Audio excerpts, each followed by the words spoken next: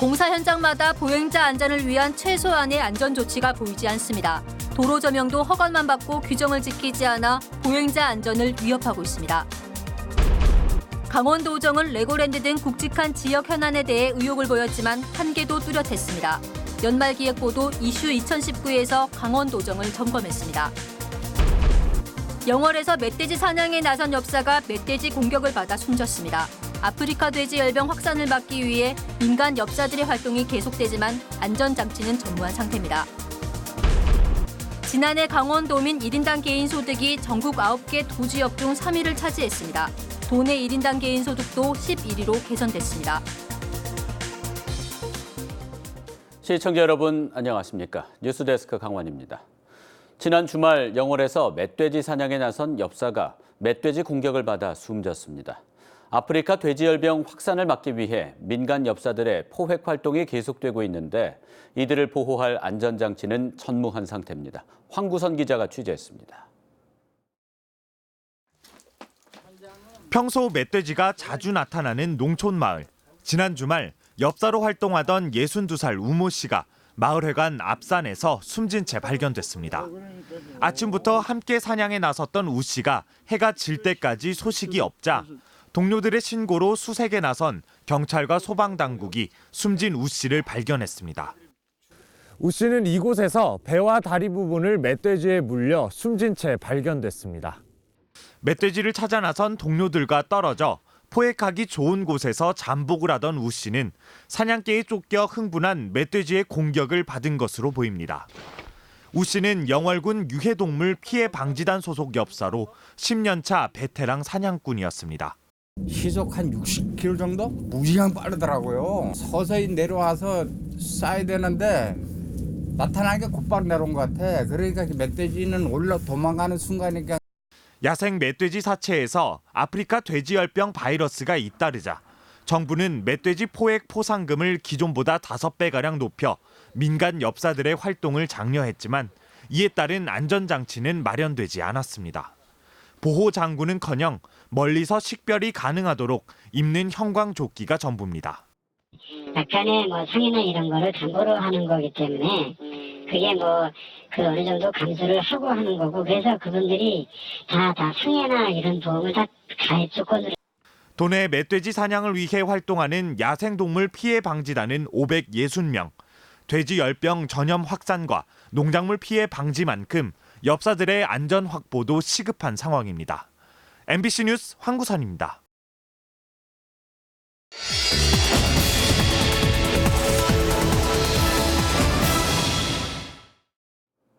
춘천문화방송은 올해를 보내며 강원도 현안과 시군 현안, 교육 현안을 되돌아보는 기획보도를 마련했습니다.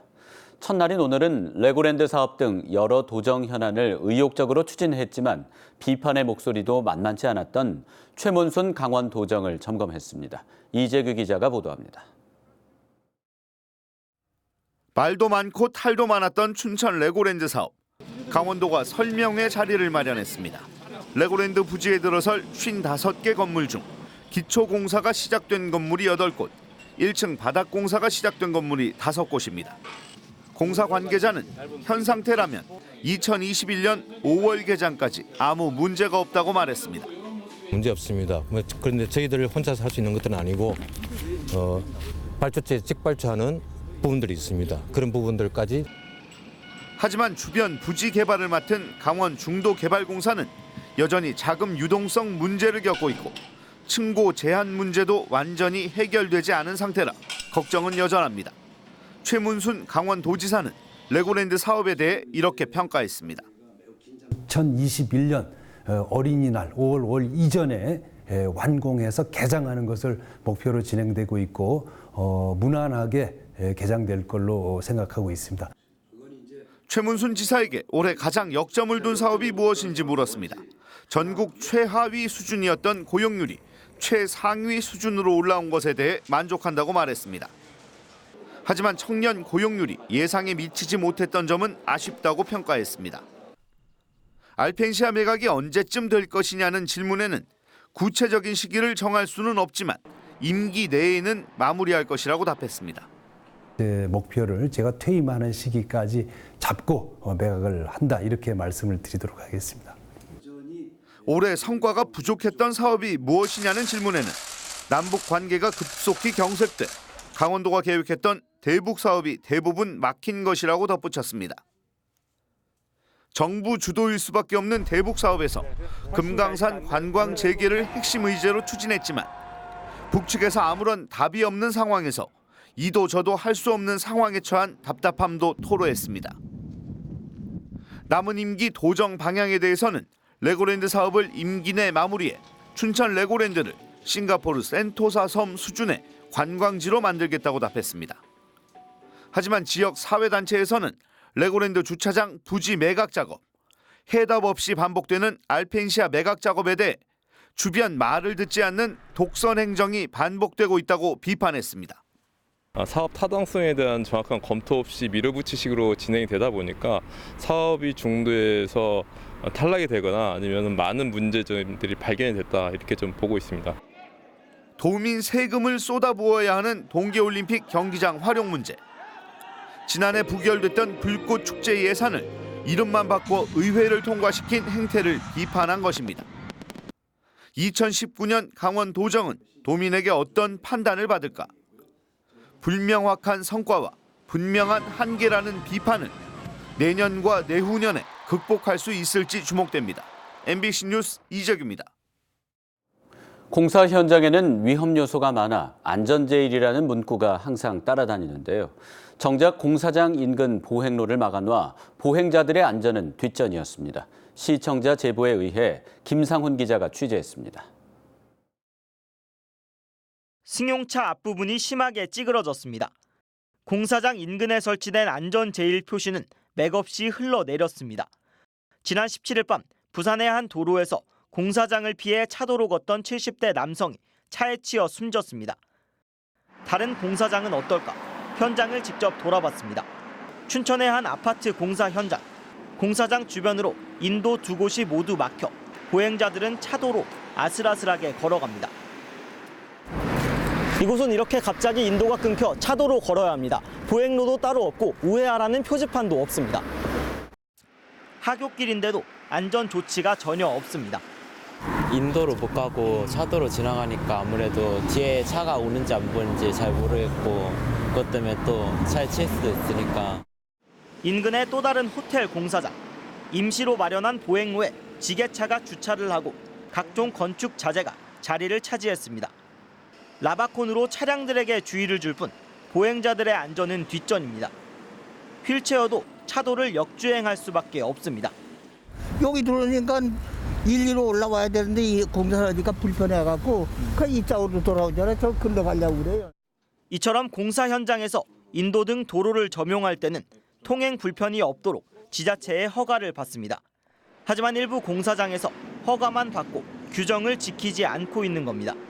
공사 관계자하고 그 도로 점령에 따르는 그 현장 확인을 하면서 시민 통행에는 지장이 없는 범위 내에서만 도로 점령을 내주고 있는데 또 도로법상 안전사고 대책에 신호수와 표지판 외에 임시 보행로 설치 등 보행자 보호 조치는 미흡한 상황입니다. 이 때문에 서울과 수원 등 일부 지자체에서는 조례를 통해 공사 현장에 보행 안전 도우미를 배치하고 있습니다. MBC 뉴스 김상훈입니다. 지난주 속초시 의원이 길거리에서 주민과 몸싸움을 한 사건이 있었습니다. 주민과 시의원 모두 자신이 피해자라고 주장하고 있어 경찰 수사에 관심이 커지고 있습니다. 이용철 기자가 보도합니다. 지난 20일 밤 9시쯤 속초시의 한 인도에서 녹화된 CCTV 영상입니다. 성인 남성 2명이 거리에서 서로 몸싸움을 벌입니다. 급기야 넘어뜨리면서까지 다툼은 계속됩니다. 경찰이 출동할 때까지 10여 분간 이런 상황이 이어졌습니다. 이들은 김명길 속초시 의원과 지역 주민으로 다툼의 원인을 놓고 공방이 이어지고 있습니다. 주민은 시의원이 먼저 욕을 했고 참을 수 없어 함께 욕을 하자 시의원이 먼저 때렸다고 주장했습니다. 또 무릎과 손, 얼굴 등을 다쳐 3주 진단을 받았다고 밝혔습니다. 자기 개인적인 감정을 가지고 그런 감정을 가지고 한 시민을 폭행했다는 그 자체가 아주 경악스럽고 아주 의아스러워서 이건 도닥쳐난 가슴속에 이 마음이 진짜 이게 씻을 수가 없다고 생각을 해요. 반면 김명길 속초시의원은 주민이 가족에 대한 협박과 욕설을 했고 먼저 폭행했다고 주장하고 있습니다. 또 생명의 위협을 느껴 어쩔 수 없이 제압하고 경찰에 신고했다고 밝혔습니다. 가족 협박하는 욕을 하고 돌아가신 부모님 욕을 하고 그렇게까지 해도 전 참았습니다. 제압할 수밖에 없었고 왜 죽일 것 같으니까 저는 제압을 하고 제가 신고를 했습니다. 지역에서는 시의원으로서 할 수 없는 행동이었다며 적절성 논란이 일고 있습니다. 적절치 못한 행동을 한 것에 대해서는 일단은 좀 반성을 해야 될 것 같고요. 윤리위원회를 개최해서 좀 그 진상을 좀 규명하고 적절치 못한 행동이 있다라고 하면 징계도 해야 된다고 생각합니다. 한편 속초경찰서는 이번 주 안으로 당사자들을 불러 정확한 사건 경위를 조사할 방침이라고 밝혔습니다. MBC 뉴스 이용철입니다.